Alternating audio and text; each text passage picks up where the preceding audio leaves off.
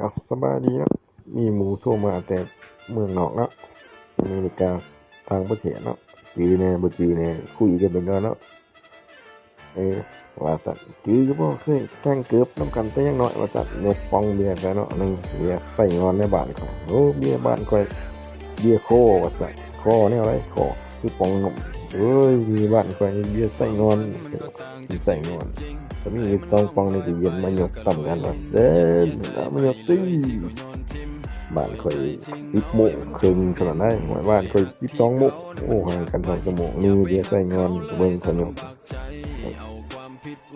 นี่จะเลือกต้องเลือกนะคนกินเป็นหมูเพื่อนถูกมาบ่ได้ว่าไว้ให้ไผว่าว่ามึงน่ะยังไผเจ้าของวะกูจีมึงว่าบ่จื้อว่าเกิดแกงเกิดพบกันถึงว่าเพื่อนมึงเสียอะไรวะต้องถามเอ้ยบ้านอยู่นั่นเด้สิว่าบ้านอยู่ทางจอดทางเพื่อนปิกวัดสิว่าเอ้าไปถอนปิกวัดอะไรอีกโอ้ยทางจอดนี่ทางโน่นออกบ้านออกทางเกียรมานี้นะโอ้เราก็เลยว่าโอ้ก็สิซื้อแล้วมันไผมาเบิ่งแต่ของแกมเนาะว่ามันกินผู้เดียวมีของแกมนี่ตำมั่ว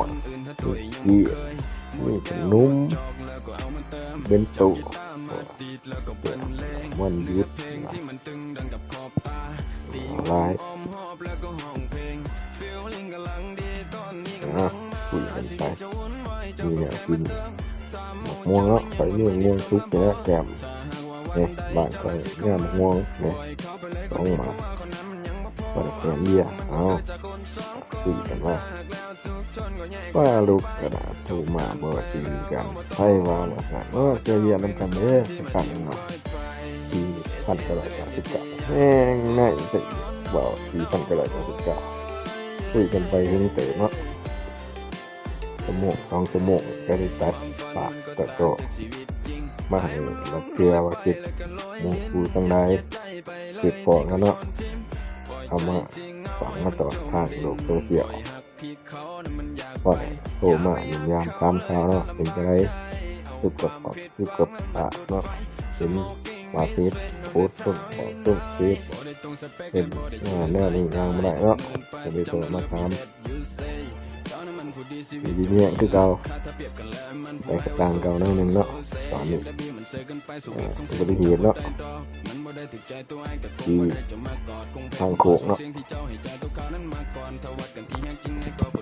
ไปเก่าอยู่เนาะเป็นอุบัติเหตุแก